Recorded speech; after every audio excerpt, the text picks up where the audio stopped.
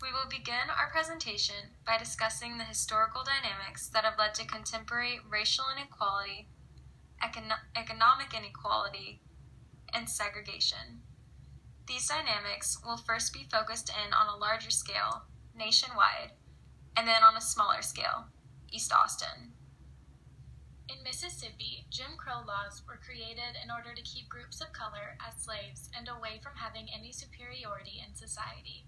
This means that the law was allowing for legalized segregation and marginalization of colored individuals and minority groups. This type of discrimination led to fewer employment opportunities that consigned them to a low economic status that translated directly into poor housing. In 1934, the Federal Housing Administration began to classify neighborhoods in relation to their alleged ability of remaining segregated from other races. Neighborhoods with a rating of A were granted the right for insurance. However, neighborhoods with a rating of D did not receive these rights and were colored red. This is where the term redlining was introduced, which mainly meant black people were viewed as a contagion. This also meant that black neighborhoods would continuously lose value in their homes because they could not be accredited and the communities around them would decline. The National Association of Real Estate Boards adopted an article in 1924 stating, "A realtor should never be instrumental in introducing into a neighborhood members of any race or nationality whose presence will clearly be detrimental to property values in that neighborhood."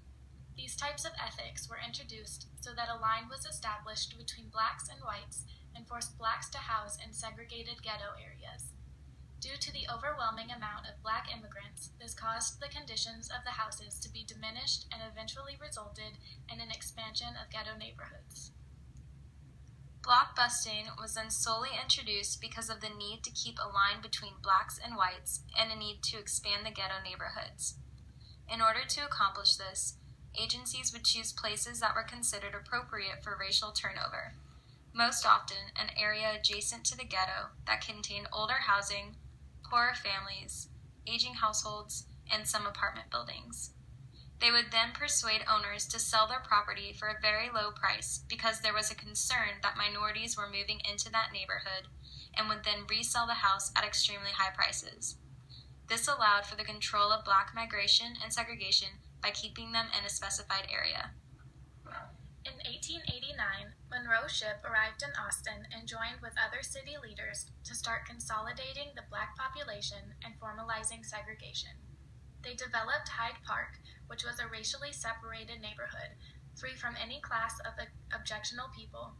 Public discrimination became harder in 1917 when the Supreme Court ruled that cities could not use zoning laws to segregate by race. As a solution, the Dallas consulting firm Cook and Fowler created a new city plan that allowed for people to choose to live in any neighborhood, but did not allow them access to city utilities and services. Their plan laid out a Negro district, and by barring public services outside of it, essentially created only one viable neighborhood for the city's African American residents. All of these historical dynamics have made neighborhoods like East Austin more susceptible to gentrification. Gentrification is when middle-class people take residence in working-class areas, leading to positive and negative racial, cultural, and economic shifts. Gentrification typically means the arrival of wealthier people to an urban area, which in turn raises property values. Buildings and houses are often renovated and improved, which increases the income in the area and brings in more business.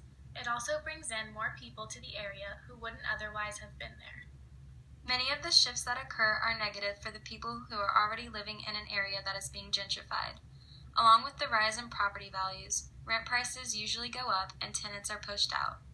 The renovation of buildings and the increase in new shops and restaurants often take away from the culture that was apparent in the neighborhoods.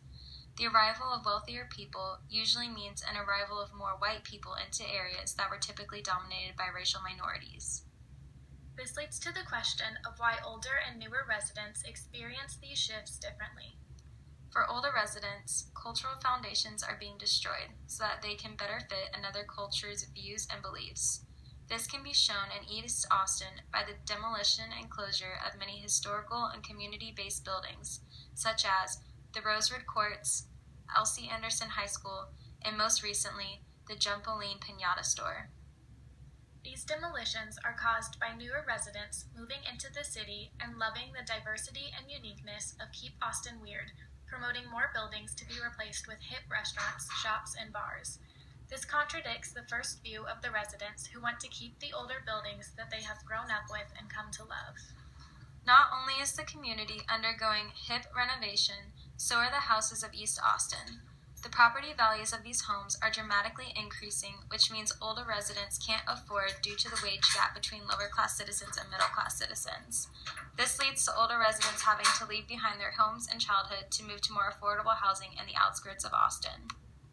Taking all of these things into consideration, we can add in the idea of privilege to further understand why it is so hard for these two groups to understand the different gentrification effects.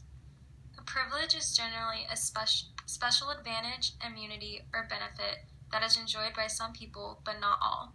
It is often a right that is reserved for a certain group of people who may not be subject to the same rules and sanctions as others. Privilege is determined by whoever has the power in a given society or group, which means that people who do not have privilege have an easier time seeing and recognizing discriminating behaviors. However, those with privilege who act in accordance with discriminating behaviors sometimes do not even notice or refuse to believe that their behaviors and actions are considered hurtful or offensive to others. Furthermore, looking at today's generation and their views on racism and how it correlates to the ideas of privilege, you can see that today's youth do not even realize that they have privilege. According to NPR's review of a study done by MTV, they discovered that nearly half of all white respondents said they felt discrimination against white people was as big a problem as discrimination against people of color. However, when they were asked questions about personal experiences of discrimination, the opposite results emerged. While most respondents said they had experienced bias, the numbers for people of color, women, and LGBTQ folks who said they had were higher. We believe that these viewpoints regarding discrimination correlates to the idea that those with privilege do not even realize they have it. This in turn is what causes the misunderstandings in Austin's residents today. So, how do we untangle this problem?